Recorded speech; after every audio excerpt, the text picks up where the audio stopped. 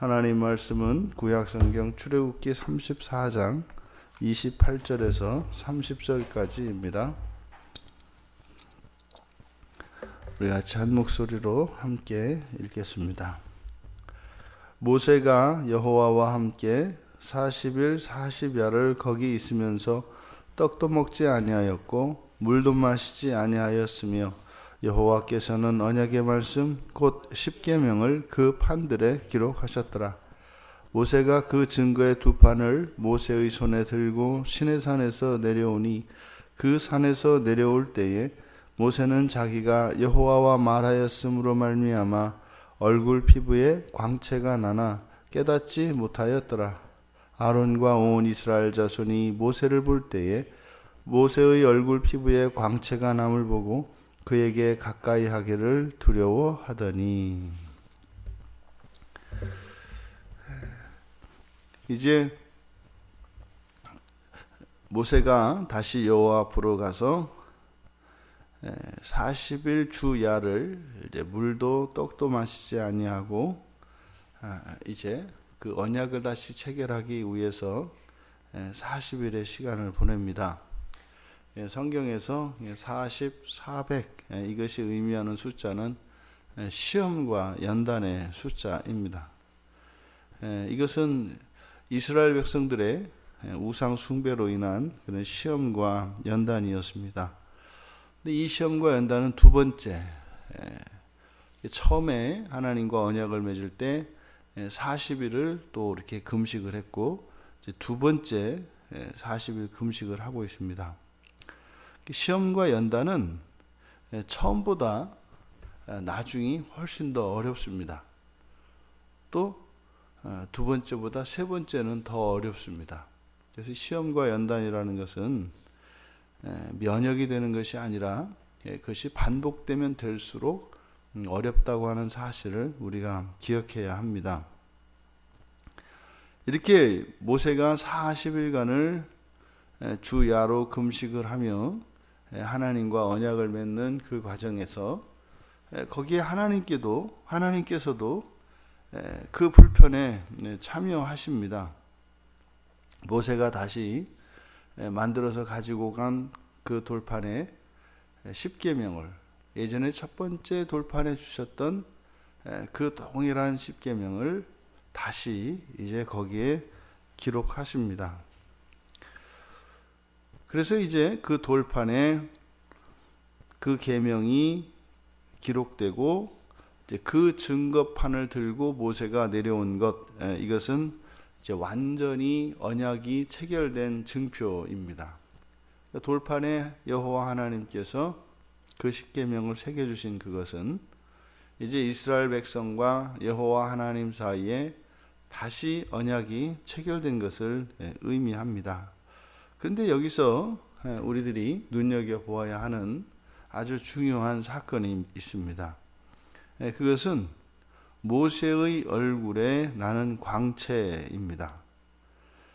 이것이 모세의 얼굴에 광채가 있는 것은 여호와와 말하였으므로 말미암아 광채가 났다. 그러니까 여호와와 말씀을 말함으로 이렇게 광채가 났다. 근데 그것은 본인은 전혀 깨닫지 못하는 것이었다. 하지만 아론과 이스라엘 백성들이 보기에는 가까이 하게 두려워할 만큼 그렇게 빛이 났다는 것입니다. 그러니까 지금 모세의 얼굴에 나타난 그 빛은 하나님의 영광의 빛이었습니다. 지금 두 번째 언약을 체결하면서 일어난 놀라운 변화가 있습니다. 그것은 바로 하나님의 영광이 이동하고 있다는 것이에요. 맨 처음에 출애굽기 24장 15절에서 18절에 모세와 여호와 하나님이 언약을 맺으시는 그 장면, 그때 여호와의 영광은 산 위에 있습니다. 그리고 그 영광은 산 위에 그냥 계시고 모세는 백성들에게 내려왔습니다. 그런데 지금 이 두 번째 이 언약을 체결하는 이 과정에서는 여호와의 영광이 모세에 의해서 산에서 내려오고 있습니다. 이게 뒤에 가면 출애굽기 40장에 34절에서 38절에 보면 이제 성막이 완성되었을 때 이제는 하나님의 영광이 바로 그 장막에 거하게 됩니다. 그러니까 산 위에 임재하였던 하나님의 영광이 이 두 번째 언약의 체결되는 과정에서 모세의 얼굴로 해서 그리고 이제 성막으로 이동하게 된다는 것입니다. 그러니까 이것은 마치 훗날 하늘에 계신 하나님의 영광이 사람의 몸으로 이 땅에 오실 바로 성육신을 예표하는 사건인 것입니다. 지금 모세의 얼굴에 영광이 임하게 된 그 원인은 바로 이스라엘 백성들의 우상숭배라고 하는 범죄였습니다. 그러니까 구약의 백성들이 메시아께서 이 땅에 오실 것을 대망하고 있습니다만 바로 이스라엘의 범죄로 말미암아 그 하나님의 영광이 2단계에 걸쳐서 임한다는 사실, 사람의 몸으로 하나님의 영광이 옮겨지고 그리고 이제 그 하나님의 영광이 장막 안에 거하시게 된다고 하는 이 사건을 통해서도 바로 메시아가 초림과 재림, 다시 말해 모세의 얼굴의 영광으로 임한 것이 초림이고 그리고 이제 장막의 영광이 임한 것이 재림이다. 바로 이 구약의 이 모세와 언약을 체결하던 이 사건을 통해서도 메시아의 초림과 재림이 예언되고 있음을 우리가 알 수 있습니다. 신약의 백성들을 통해서 하나님의 영광이 이제는 세상으로 퍼져나가고 있습니다. 그러니까 하나님의 영광이 이렇게 계속 이동하는 겁니다. 바울은 고린도후서 3장 7절에서 13절에 모세의 얼굴에 나타난 이 영광을 직분의 영광으로 표현하면서 새 언약의 일꾼의 더 큰 영광을 언급합니다. 그러니까 율법을 맡은 자로서의 그 모세의 직분, 그 구약의 그 사람의 죄를 드러내는 이 율법을 맡은 직분의 영광도 이처럼 아론과 이스라엘 자손이 볼 수도 없을 만큼 두려울 정도로 빛이 났습니다. 근데 바울 사도는 하물며 신약의 성도들에게서 나타나는 영광은 더 큰 영광이다. 이렇게 말씀을 합니다. 그러니까 그리스도인들을 통해서 그 영광이 세상으로 퍼져나가고 있습니다. 그러니까 구약에서는 그렇게 장막 안에 머물렀던 여호와의 영광이 이제는 빛 대신 예수 그리스도를 믿는 이스라엘 백성들이 하나님의 영광이 되어 이 세상 곳곳을 비추고 있는 것입니다.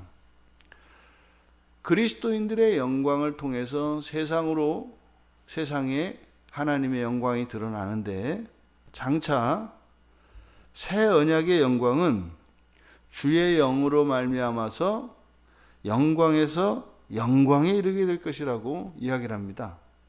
영광에서 영광으로 이르게 될 것. 결국에는요, 하나님의 영광이 모세의 얼굴을 통해서 장막으로 임했고 구약의 장막에 임했던 그 하나님의 영광이 신약의 백성들을 통하여 세상 곳곳으로 퍼져나가는데 결국 예수 그리스도께서 다시 오시는 그 날에 그 영광이 하나님께로 돌아가게 됩니다.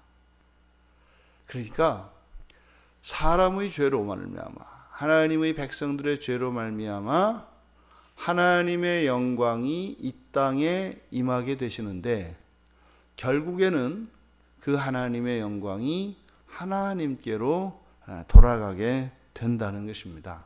이것이 놀라운 하나님의 창조의 섭리입니다.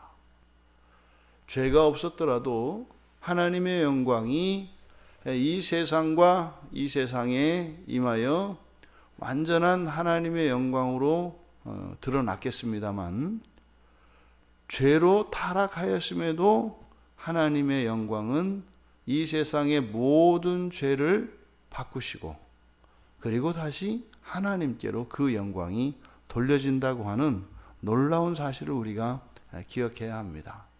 그럼 우리는 지금 하나님의 영광이 이 세상으로 퍼져나가며 결국 하나님께 되돌아가기 위하여 우리는 살고 있습니다. 그래서 영광에서 영광에 이르게 될 것입니다. 모든 것은 그 하나님의 영광 안에 통합이 되어질 것이고 완전한 연합을 통하여 온 세상이 하나님의 영광으로 충만하게 될 것입니다. 이것은 어느 누구도 거스를 수 없고 방해할 수도 없는 것입니다. 오늘 하루 우리들의 삶이 하나님의 영광을 이 세상으로 퍼나르는, 하지만 정작 모세는 그 영광을 깨닫지 못하였다 이야기를 합니다. 우리는 우리 자신의 영광을 알지 못합니다. 그런데 세상 사람들은 우리 그리스도인들의 삶을 통하여 하나님의 영광을 봅니다.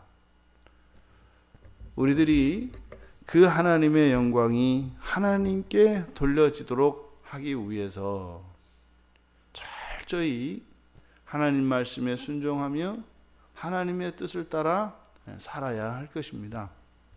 만약에 우리가 하나님의 말씀에 불순종하고 하나님의 뜻을 거스르며 살아간다면 그것은 영광에서 영광에 이르게 되는 그 영광이 아니라 이 세상에서 타서 없어질 우리의 죄된 영광이 될 것입니다. 이제 우리의 영광은 영원한 그 새 언약의 영광입니다. 그러니 우리가 그리스도인으로 살아가는 이 일은 그저 삶 자체가 영광스러운 것입니다. 왜요?